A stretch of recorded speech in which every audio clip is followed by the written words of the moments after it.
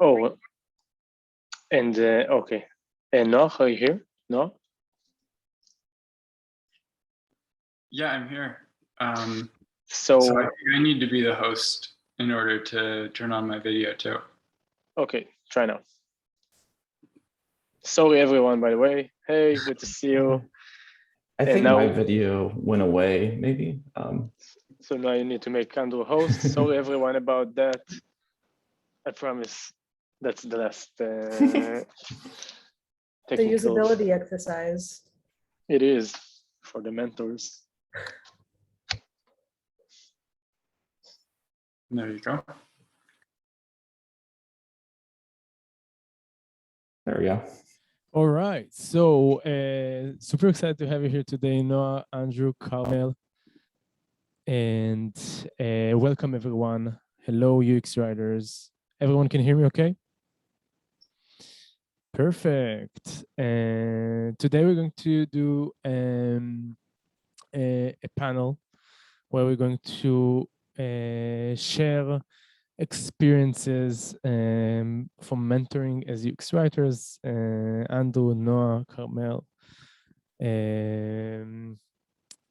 are going to join and share with us their stories. And thank you so much for joining us today. In the meantime, in the chat, feel free to say where you are in the world right now. I see that Don says greeting from Amsterdam. Hey, Don. Don is also going to join us as a mentor in the next cohort. Hello. And we have Jacob from Mexico and Ashton from Haifa. Ashton is also going to join us for our mentors team next cohort. Hello, Jen from Illinois. Jenny from Amsterdam as well. We have Tamis from Brazil, Annie from NYC, Eva from Helsinki, Benjamin from Amsterdam, Oli from Tel Aviv, Solange from Argentina, Bhushan from India, Anna from London, Madison from the US, Alisa from Kazakhstan, Nelly from Switzerland, Abigail from Jaffo, and Alexei from Ukraine. Super nice to have you here today. Such an international event. So cool. All right. So let's just jump into to tell us some stories about mentorship experiences in the program of the UX Writing Academy. My name is Yuval. I'm the founder of the UX Writing Hub, and I'm super excited right now. So I'm sorry if I'm like mumbling, but I'm the founder of the UX Writing Hub. I started the UX Writing Academy a few years ago after I noticed that there is like a huge demand for more education around the idea of UX writing. I started as a UX designer. UX writing was an afterthought. It's not anymore. And now we're here. We have the UX Writing Academy, many mentors that help the team of the UX Writing Hub to educate the next generation of UX writers and content designers. So let's do a short round of introduction and with a short story about how you got into the field. So let's start. Carmel, you can go. Hi, everyone. I'm Carmel. I'm based in Tel Aviv, and I'm a UX writer at Saludo, which is part of Asurion, which is the biggest tech care company in the US. And what we do is we give our customers pretty much everything they need for their tech lives, like insurance for their phones, fixing their appliances at their houses, fixing their computers and giving them tech care in stores, giving them tech support. And I have been here for about 4 months, and I've been a UX writer for about 4 years. And before I got into UX writing and tech, I was actually in public health, doing health promotion and research. And that's kind of where I got my start. I've been doing some sort of writing for websites pretty much since the beginning of my career, working on these like health promotion programs and websites and giving information to people. And I kind of was doing UX writing before I even discovered that was a thing. And I think my first like real UX writing job was actually a volunteer position. There's an organization in Israel called She Codes, which teaches women to code for free. And as part of my like studies and volunteer work there, I started working on their new website and doing content for the website, which was a lot of UX writing.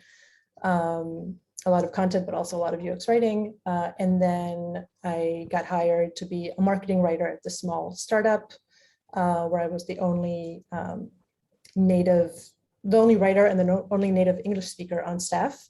And that was around when I was discovering this world of UX writing, like reading all the blogs and listening to the podcasts and going to meetups and just really doing this really deep dive into it.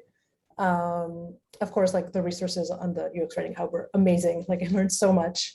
And I kind of started elbowing my way into the like product and design meetings. Like they asked for some of my help and then I gave a lot more than what they wanted until I basically also was like, okay, I'm adding marketing and UX writer to my title now, and this is my job. And I see Noah and Andrew nodding. I think this is kind of a common story. And yeah, I think that was kind of like my slow way to ramp up into being a full-time UX writer. And I mentored this past cohort, and I'm also going to be mentoring in the next cohort, which I'm super excited about.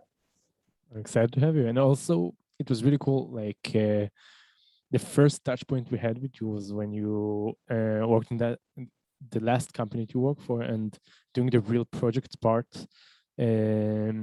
We had the opportunity to kind of, you helped us to guide the students through that project and showed us your skills, and that was pretty awesome. It was a lot of fun. Thank you. Andrew. Yeah, no, it's great to be here. I'm Andrew Astleford, and I'm a UX content strategist at Ring Central right now. And it's I'm actually based out of Atlanta, Georgia, United States, but I'm working from Cincinnati, Ohio today. So we're like a work from anywhere company. So that's a lot of fun and get to visit family and work from wherever. So that's where I am today. But yeah, I joined the field 3 years ago, and I was a journalist for about 10 years before that transition happened. And I thought I was going to be a journalist forever. I was actually a sports writer, so I covered a lot of like football, basketball, baseball, things like that. And I was like kind of a childhood dream for me. But the journalism industry here in the United States is pretty hard. So after a while and a few layoffs, I looked for a different career and was really fortunate to kind of fall into UX writing. Maybe you all out there have a similar story, but sometimes I feel like we stumble onto certain paths in life. And that was the case for me with this career where after my second layoff, I was searching for some kind of writing related job. And I was looking for like marketing jobs, PR jobs. And I ended up, thankfully, because of a friend who was a product manager, kind of falling into UX writing at my former company. And so I kind of cut my teeth there and did that for almost 3 years. And just kind of learned the principles of the job and kind of built out a video program as well. Maybe we can talk about that later if we're interested. But recently I started at Ring Central then a few months ago, and just really excited to join a growing team there. And in 2020, I developed an interest in kind of meeting UX writers throughout the world and talking about best practices and mentoring people, and kind of just did it on an ad hoc basis through like LinkedIn messages and emails and things like that. But I was fortunate Yuval and the team at UX Writing Hub reached out and asked me to be a mentor for the March cohort of this current year. And so I'm kind of wrapping up that group right now, and will be a mentor coming up with the next cohort in September as well. So it's really rewarding to be a mentor and kind of give back too. I really love being a giver and just kind of sharing my advice. And I learn a lot along the way as well. I find out that students teach mentors as much as mentors teach students. So that's a great part of this experience as well. So really excited to be here and share any knowledge I can give. Thank you, Andrew. And by the way, we're currently in the real projects part with the March cohort, and it's just amazing to see how they're implementing what they've learned in the real world, and it's very exciting. Like I'm working closely with them in this month and also in September, and like I'm always like thrilled to see like their work after they work closely with the mentors, and in the March cohort, basically we had the opportunity to work like with more mentors, more than before, basically. So now it's like I can see how the level is just so fantastic. So you did a great job, and of course we're going to dive more afterwards about like what actually you've learned from your experience as a mentor from your students. So thanks for sharing. No. Yeah. Thanks so much for having me today, Yuval. And it's great to hear, Carmel, your story, and Andrew, yours also. So I can share a little bit about me. Right now, I'm the lead UX writer at an ed tech company called Preply, which is based in Kyiv, Ukraine, and Barcelona, Spain. Right now, I'm located in my hometown in Boulder, Colorado, USA. And am really excited. I got my working permit in Spain on Friday, so I'll be moving there in like around a month or so. Congratulations. And so yeah, a little bit about like, everybody has a unique story about how they got into UX writing, but I also like a couple elements of Carmel and Andrew's story really resonate. So I was a musician by training. I studied the trumpet in university and then joined a band while I was in school and spent 7 years traveling around the United States as a touring musician. And yeah, like Andrew, I thought, you know, this is my childhood dream and like, I'm going to do this forever. And then surprise, I got an opportunity to move to Kyiv, Ukraine with an ex-girlfriend. And while I was in Kyiv, I found this really cool startup called Preply. And they were looking for writers. And I thought, this is a cool thing to do.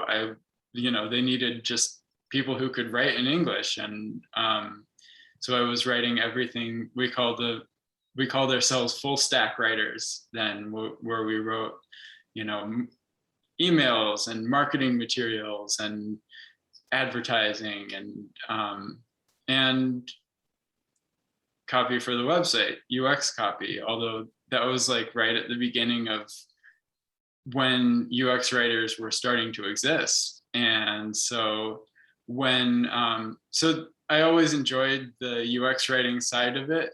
For me, it was lining right up with what I was doing as a songwriter at the time. I was working on a really cool project, learning, making songs and recording them and putting them out in the world.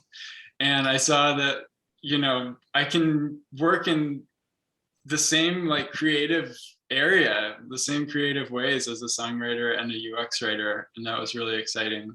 So when the company started growing and they started having more writers on board, we got to specialize, and they said, well, which part of this writing do you want to focus on? And I chose, yeah, definitely UX writing. And went from there. I, like Carmel, started elbowing my way into the more product meetings and all this, and getting involved throughout the process of creating products, which has been great and really exciting. So that's a little bit about my journey.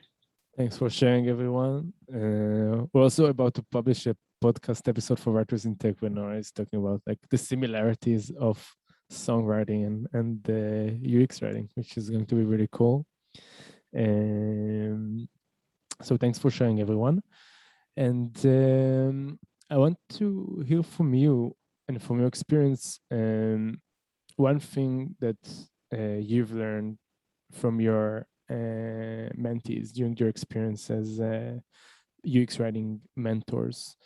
I know about myself, I was a UX design mentor for a while, and it made me a better designer, like a way better designer, basically, because getting a perspective, a fresh perspective from someone that just got into the field and have, like kind of sparkle and curiosity, and kind of can teach you a lot of things about this profession from like a fresh point of view. So I'd love to know, like, from your stories, like, what is one thing that's like you learned in your experience? No. Definitely, like the fresh perspective is something that I learned, and like it's made me realize that there's no right way to do things, or there's no like single way to do things. And especially like in this field, there's like patterns and like preferences, and there's reasons why we do things, but like things are up for questioning. And like when students bring their new ways of looking at things and new ways of like doing things, I'd say like I never would have thought of like writing a screen like this, but this is amazing. Like so just to like see new ideas and be able to take some of those on board in my own work. That's awesome. How about you, Carmel? Everything Noah said. Like I was just like, I think I learned so much about myself and my own writing from like seeing how my mentees did it and learning from their different approaches. And I think what was really interesting to see was I had the opportunity to work with mentees from all over the world. I think I had mentees on like 3 continents who had different like, they all wrote in English, but they all spoke at least one other language other than that, which is something I like really connected to because I also write in Hebrew as well as in English. And so seeing how like having another language as a point of view and how like they grasp different challenges, like how they would approach it in their language or in their culture, and seeing how just the importance of having that, like knowing your audience and having that cultural knowledge beyond just, writing it in a correct UX way, but also writing it for the right people and by the right people. All right, thanks for sharing. Andrew. Yeah, no, I'll echo a lot of things that were said so far, but I think too that just the energy I got from my students was really inspiring.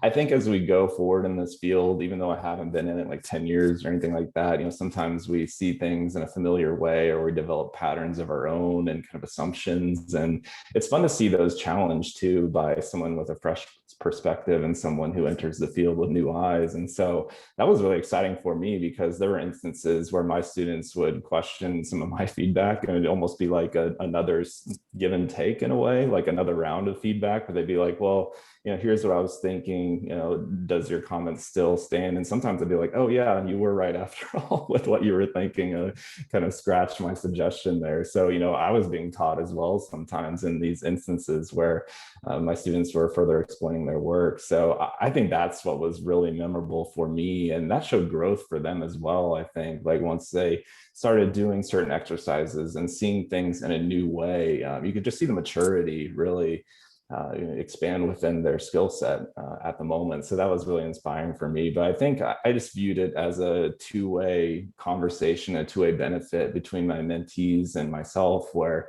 I was learning at the same time they were learning. Maybe I was learning in a different way. It wasn't exactly the same as what they were doing, but I was still being taught something. And to me, that was super inspiring and interesting and something that I kind of want more of in the future, I think, too. And it just makes me better in a lot of different ways. So that was really fun for me to see that angle that I wasn't really expecting when I entered this situation, of like being taught by my mentees and seeing my own world in a different way and kind of challenging my own assumptions. So that was a lot of fun to be taught in that way. Very cool. And something I'm curious to know, because there isn't like one way to do it or like a guideline, but when it comes to structuring a feedback to a student, so is there like kind of a tip that you can give? Like, let me elaborate. We have people in the audience that might be future mentors or people here in the audience that are UX writers or future UX writers. They want to know how to, write for their peers the feedback, because we have the UX writers whole exercise where, they write feedback for each other, or they just need to write feedback for their colleagues or for their future students. So what will be your tip for structuring your feedback, Andrew? Yeah, I kind of developed a pattern with this over time too. And it was based off of asking some other previous mentors as well how they handled this. But I always started out in a constructive way. There's always something the mentees did that was great, a good approach to something. So that was kind of my first approach to my feedback was like, I really liked how you did this right here. You're on the right track with your thought pattern with this situation. And, this is really good. Great job recognizing the situation and approaching it like that. So anyway, that's how I'd begin some feedback. And I would kind of go into, this is what maybe you could work on a little bit more, and be constructive about it. Don't be mean or kind of put people down. I think when giving feedback, it's so important to be considerate of the person's perspective and point of view. And, even if it might seem pretty off base or pretty far from where you think the right destination is, you can still couch it in a way that's like, hey, maybe you can do this a little bit more, or look at it this way. So I think just being considerate and kind of empathetic to their situation is very important when giving constructive feedback. And then I'd always try to wrap it around to at the end, being like, hey, overall, this is a really good effort, great job, and like what you're doing here. Keep that in mind for the future. If there is something to build on earlier in the assignment with their, something they turned in. So yeah, I would kind of do it that way, where I'd open with something they did well, then give the constructive criticism in the middle, then at the end kind of be like, hey, good effort here. Keep building on what you've done in this exercise and continue moving forward. That's awesome. Sounds like a great structure. And definitely need to have also a lot of patience in order, to do that. And it seems like a fantastic structure. So that's amazing. What about you, Carmel? Yeah, I think it's really important to remember the good stuff. Like, feedback isn't just criticism, it's highlighting what they did well, and also explaining why it worked well, because I think it's really important to understand why something works and why something doesn't work. But if they did something well, then I really tried to take the time and the space on the page to explain, like, okay, you did this well, and here's why it works, and here's why something else might work. But really trying to extrapolate and explain why what they did is good for as UX writing practices. And when I could, I've also, this is in general, I think all UX writers need to do this a lot, but just asking lots of questions, like, why did you do this? Where was your mind at? Where did this come from? So I could also understand and give feedback accordingly. If something might not make sense to me, if it makes sense to them, there's a reason behind it, then if I understand it, then I can give feedback to that. Amazing. And also asking those questions, kind of taking them to a way when they have to rethink why they did it. Because sometimes when you're a junior, for example, when I was a junior designer, I was just doing stuff just because, without a lot of purpose. And when someone guided me, maybe one of my team members, and they told me why exactly you did that specific thing, so I had to stop and think about it, which is something that I didn't had naturally. And when you have someone that kind of stops you and asks you that question, it really, really helps, especially if it's in a specific thing that you worked on. So I really like that answer. Noah, how about you? Do you have some kind of a structure for giving feedback? Yeah, definitely looking at just like Carmel and Andrew, looking at what the person did well and what they could think about more. I think that's how I'd put it, asking them to explain their answers rather than or explain their choices. I think both, Yuval and Carmel, how you were talking about just paying attention to the choices we make, I think and explaining them. So as a mentor or someone giving feedback, I really try to explain my reaction and explain why I am either valuing this choice in a positive way or why I'm questioning it. I'll assume, or maybe, I'll want to look for the ways the student made intentional choices.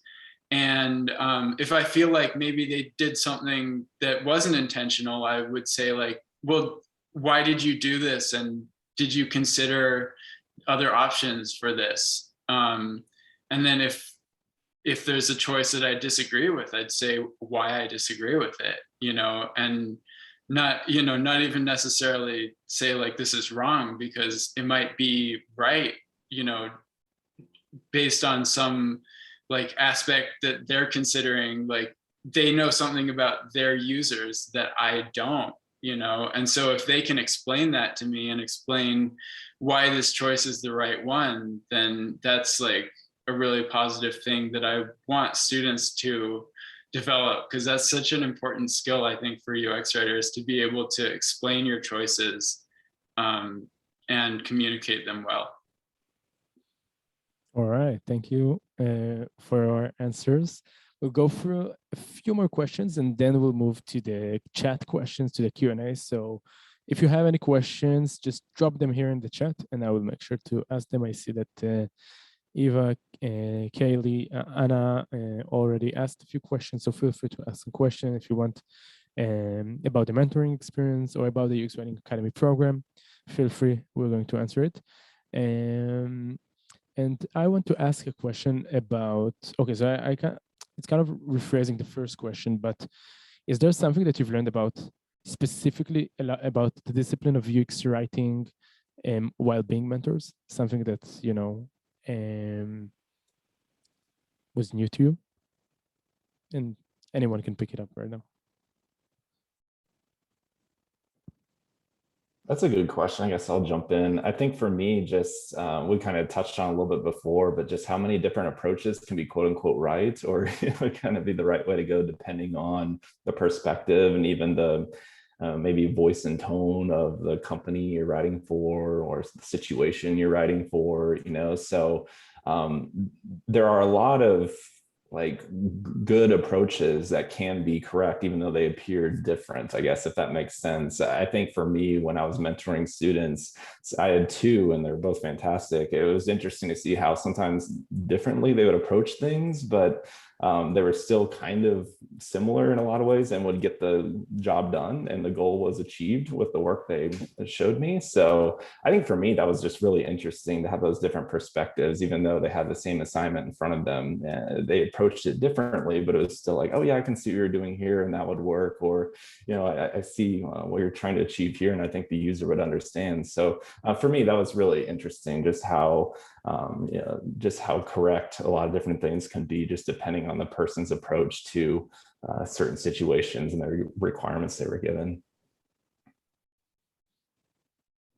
I think I had a couple, one thing I learned that Andrew reminded me of was different cultural perspectives and different perspectives from in different industries. So like, for example, in the March cohort, I had two students from Southeast Asia, and I hadn't worked a lot with writers or professionals from Southeast Asia, and like their perspective on their local market was really interesting and different than anything I'd experienced in my work. And that was really cool to find out like about how they were approaching it and how their customers needed different things.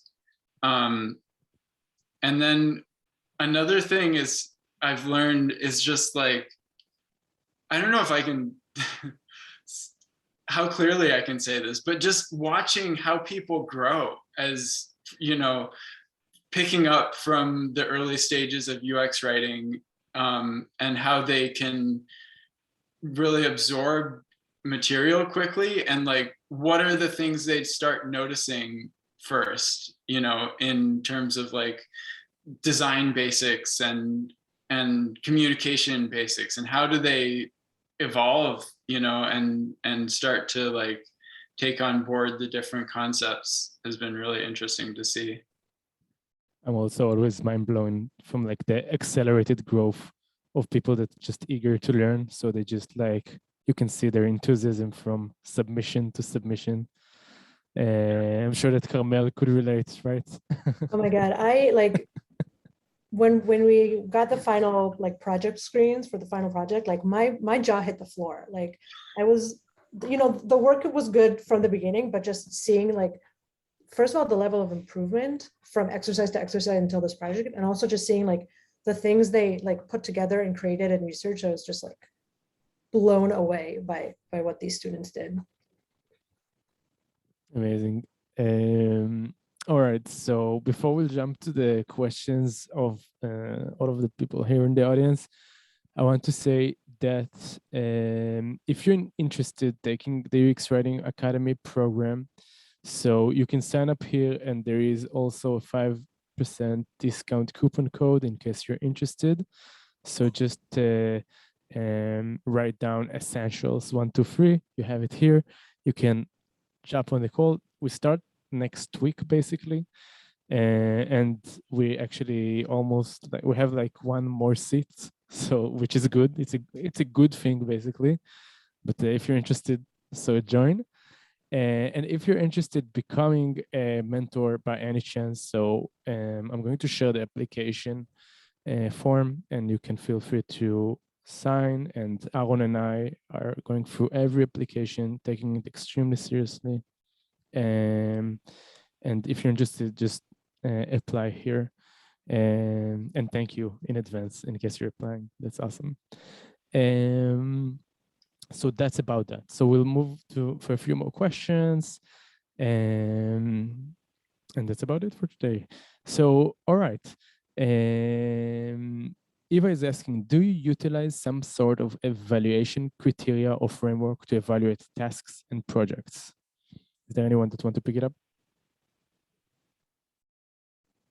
I start with two basic questions. One is this clear to any user who could pick it up? And is this compelling? Does this say like why you should pick it up? So for any given user who's likely to find this, do I know what to do, and do I know why I want to do it? I don't have a like, that's the framework basically. And there's a lot of interpretation in that. So yeah, that's how I approach it. Yeah, I think Awesome. Going through the like basically UX writing 101, the basics, like clear, conversational, usable, and then diving into each of those. All right. So Kelly's asking a question. How many times a week does economy student meet with you for a one-on-one? So I can answer it basically. So along the program, students have the chance to book a one-on-one with their mentors for 5 times, and with the career coach, which is currently me, 4 or 5 more times. I never said no to a student that wanted to book a one-on-one with me because they reached the amount of time that they could book it. So, you can't book like an eternal amount of one-on-ones, but if you need more than 5, I never said no to that. And that's about it. And if you need extra one-on-one from your mentor, you can just request it, and if your mentor will agree, we could do something like that for sure. But along the program of the 6 months, 5 times with a mentor and 5 times with a career coach, and not on a weekly basis. But we have weekly meetings for UX writing session when we're going through the materials of the different modules. Sometimes we're doing some interactive exercises, but that wouldn't consider to be a one-on-one session. That's like a class lesson. And we're doing one in the morning for me and one in the evening for me. The one in the evening is great for the people that are in America. The one that in the morning for me are great for people that in Asia and Europe. And you can join both of them if you want. We really don't mind. Thank you for your question. Anna is asking, when do you hold back on giving feedback? That's a good one.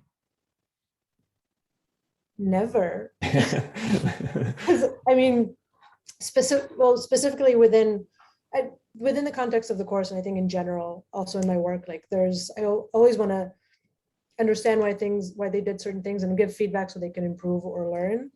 And I don't think it serves the students anything if I don't give them feedback on every piece of writing. So maybe sometimes I'll ask instead of give feedback, and then I'll give feedback based on that, but nothing gets by. That's great. I'm somewhat similar too, but in giving feedback, I sometimes try to tie it to my real world work. So I'd like do screenshots of the app I'm working on, different flows I've done, and be like, okay, this is what I've done in the past. Maybe it applies to the situation for you, and you can see how we've done it here. I'm not saying like that's 100% right all the time, but I tried to tie it into my real world work as well, and I found that beneficial. I think the students liked it as well. So that was kind of fun when giving feedback, to try to think about opportunities where it's like, I worked on that before. Maybe it was an error module or some kind of like flow that was comparable to what they were working on. So I'd take a screenshot of it and put it in their feedback and be like, oh, this is maybe one approach you can take in the future or something. So that was fun for me to try to think of opportunities like that. I think it's important to sometimes look at what stage the project is at and what kind of feedback they're ready for. Like, and maybe to ask, like, are you still at your exploration phase where you're looking at a lot of different options, or are you like, you know, working on polishing the specific words you're going to use? And because if you give you can spend a lot of time giving the wrong feedback, and it's not really going to be useful for the person necessarily. All right. I'll move to the next question. So that's a question that not specifically related to working with your mentees, but how do you handle with product managers? If anyone wants to pick it up. That's a whole event. That's a whole panel. Yeah, that's another session. How to work with product managers. So, okay, so I'll start. Product managers, they have,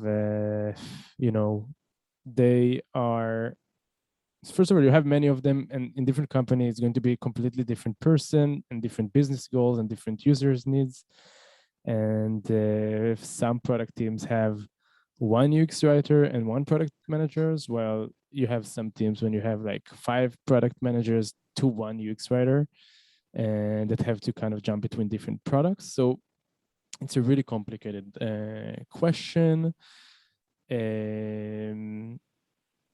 Yeah, but from my personal experience, maybe sometimes product managers kind of advocate more for the, what the business needs right now, and you kind of try to think yourself like, okay, so this is what the user needs right now.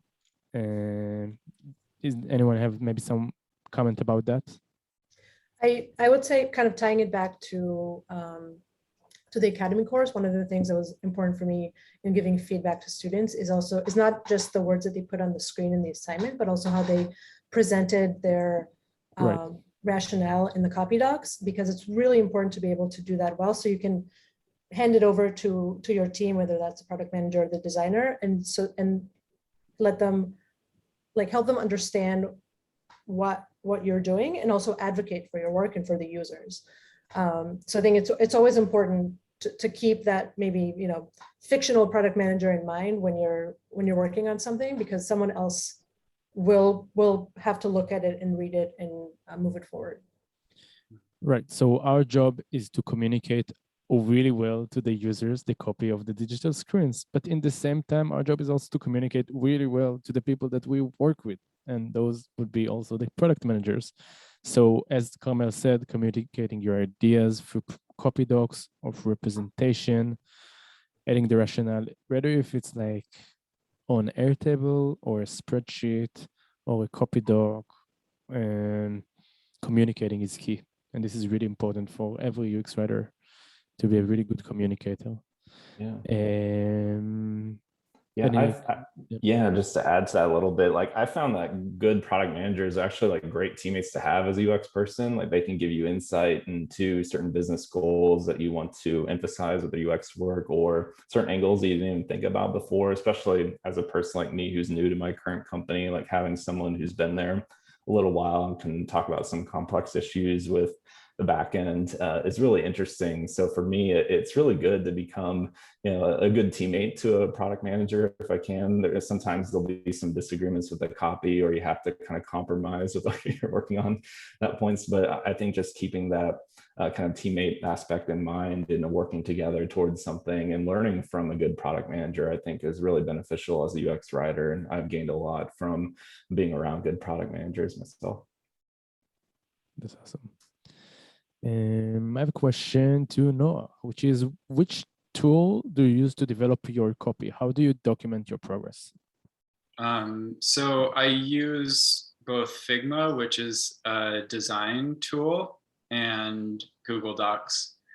And so I'll use Figma to, co-design with the designer, or to make wireframes if I'm, starting the design process, or to like test out my copy if the designer has made, more fleshed out designs, and see how it looks on the actual screen. And then throughout the process, I'll make notes and do drafts and write, way too many versions of the copy in my Google Docs. And also I'll fill out a brief that, kind of documents like, what are all the things I'm considering in this copy. So like Carmel and Andrew said, like I can explain it and communicate to my teammates, like what's going on here and why I've made the choices I did. And how would you organize it? And the reason I'm asking is because I find it really challenging myself in my work. And maybe it's because the projects that I'm doing are a bit different. It's more like freelance stuff. But I'm getting really lost in Slack, the different channels of Slack, organizing different links that are pinned to different channels. And Figma, you have like a lot of different pages, a lot of different screens, and also Google Docs. It's also, so do you have like a place where kind of, or a tip for people that are kind of lost between the different mountains of information sometimes?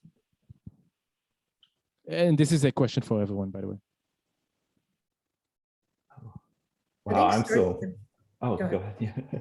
I was just saying, I'm still learning myself actually with this. I used to work in Figma a lot at my previous company, and I found that somewhat easier than what we do now is mostly within Google Slides or Google Docs. So it's a little different challenge in that way. But yeah, I'm finding myself like making sometimes a separate doc with just my copy suggestions and with a screenshot of the original copy, and then what I propose, and then maybe what it becomes later after we do a few edits. So sometimes it's like multiple docs for a project, which isn't ideal, I think, but it's just sometimes you have to make things work however you're most comfortable and how your brain works, I think, the best. So anyway, as far as just like keeping track of projects, I have a lot of projects coming in a lot. So I have like a notes app on my laptop that I like, that I literally do like a daily log of everything I do, and then like have a link if it's a project I'm working on. And then I'll just keep that daily log going with like to-dos as part of that, and just carry them over the next day if I have to.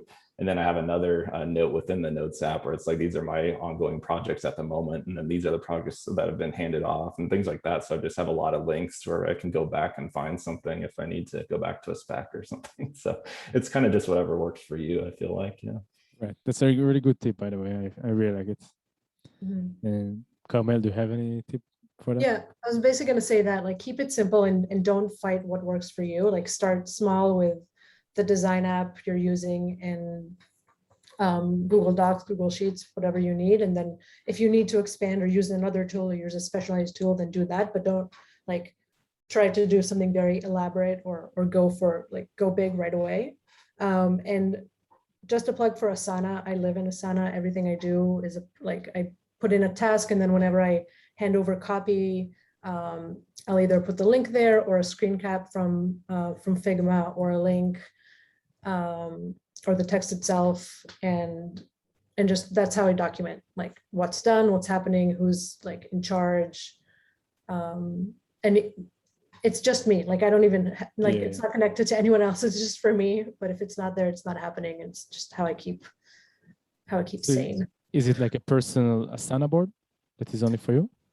Yeah, like it's part of the company's license, but I have like Right. my own like UX writing project where I divided everything up. It's, if anyone wants Asana tips, please talk to me because I could talk about it for like days. That's awesome. I tried so many project management tools, and what I took from this conversation is that do whatever works for your brain. I tried many project management tools before. I tried Asana. I thought Asana is going to be the one for me. My problem is that I tend to ditch tools, so I like put tasks on them and I just don't keep documenting. So I tried Asana, Monday, ClickUp, and so on, and I figure out like for me what works, and it's a weird solution, like a Miro board when I just like have a task and just move it somewhere. That's the only way I just can track those, and pen and paper also. That's also, and also a spreadsheet like Excel. It's a really weird way, but it works somehow. So just do whatever works for you. But definitely find something because it's really important to work in a way that like stuff is organized, so you could refer to back to it later, because there's going to be a lot of data going on in your communication. Okay, we'll go through 2 more questions and that's it. Jacob is asking, is UX research covered in the course? To what extent? So we have a chapter for UX research. We invested a lot of resources to make it really, really good. Often UX research is overlooked, and we don't want to give a space when research is overlooked, because a lot of the work is research, even though clients don't tend to think like that. So we covered everything we know about research, writing personas, and also interviewing people and creating surveys and doing competitor analysis and doing conversation mining, which is analyzing online discussions of your users and then using them back afterwards. What else? Yeah, that's about it, I guess. And then like putting up a research report that you could communicate it to your team. That's about that. And it's asking, do you not need to go with the flow of the company you work for? I guess you asked it about project management. Yes, always integrate with your clients / company, meet them where they are. Don't request them to meet you where you are. You know, if they work with Monday and you're like an Asana expert, you're not going like in your first day to say, now this is how I'm going to work, and it's going to be in Asana. I'm just going to work in Monday and just convince everyone that Asana is better. And if you will convince them well enough, they will do the transition for you. Okay, one last question. Is there anyone here from the mentors that want to pick it up from the chat? Because we have a few here and I'm a bit lost.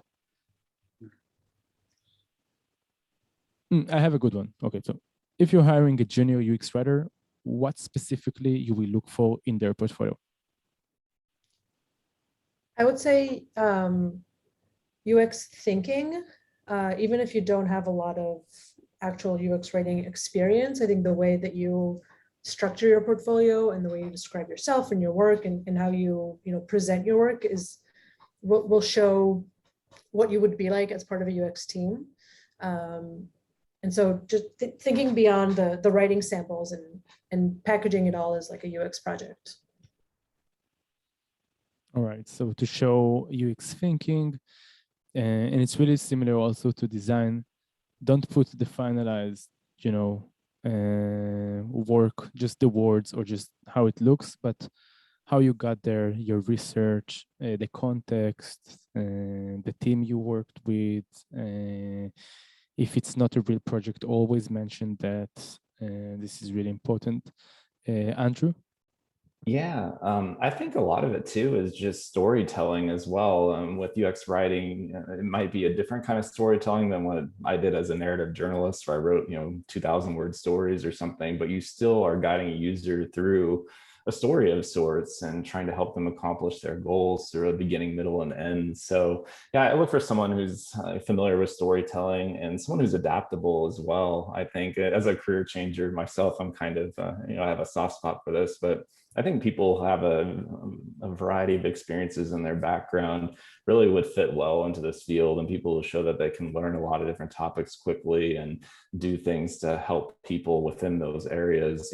I think those perspectives are really valuable within UX writing. So I think someone who has an interesting, varied background and someone who has a storytelling bent, I think those are two things that I would look for if I ever had the opportunity to hire someone, because those people to me are the best UX writers I've worked with. And you can really learn a lot from people who've experienced a lot of different things throughout their career. I agree. And as you can see, all of us came from completely different backgrounds, musicians, journalism, healthcare, design, and, just showing you can implement whatever you've been learning so far in your work would be also great. I know many people that came from marketing or design or journalism that landed their first UX writing role as juniors, but the fact that they worked before as copywriters and they had their own processes, they worked on landing pages. I saw that someone was asking about it. So they could present it. And even though it wasn't like proper UX writing, it helped them to get a work as UX writers. And some of them even landed jobs, not as juniors, but as like UX writers or even senior UX writers. We have one student that managed to land that, and that was pretty wild. Noah, what about you? Yeah, I'd say like telling a story well, like Andrew said, like, and telling what's unique about you and what you can bring to that role that you're going into, and being able to prioritize the information in a way that's clear and gets my attention, because that's what I would hope that they would bring to the product, right? Is telling the story in a clear way that the user can understand what's important immediately. So telling your story in that way, Amazing, I think is a huge thing. And by the way, if you have like lack of inspiration to create that kind of story, so just think about an app that you're using these days in your mobile phone, or maybe you can just sign up for a new kind of service that you never tried before, and then just do some kind of a UX audit for that. Just practice your UX muscle. If you'll do that in some kind of a consistent way, and then journal in your journal about it, like write about it, and write a story about it. If it will be about like your commute app and what kind of problem they have, and maybe your solution, and that might be a really nice story you can just add to your portfolio. Just mention that this is like it's not a project that you were working on, but just kind of an exercise that you did for yourself. So that also might be really cool. Okay, so that was a lot of fun. Thank you everyone for staying till the end. Andrew, Noah, Carmel, it was a lot of fun talking with you today. I'm very grateful to have you as mentors for the UX Learning Academy and to learn from you and from your perspective as mentors. Thank you so much. And thank you everyone for being here today. Feel free to sign up if you're interested to join the last seat of the UX Writing Academy. And if not now, you can always join to the next cohort. We're going to launch that early next year. And if you're interested to apply to be mentors as well, I sent also the link to that, and you can feel free to message me, yuval@uxwritinghub.com, and apply. That's about it. Let's do a picture first for everyone and say bye. So bye. Bye. Thank you, everyone. Thank Ciao. you so much. Thank you. Thank you. Bye.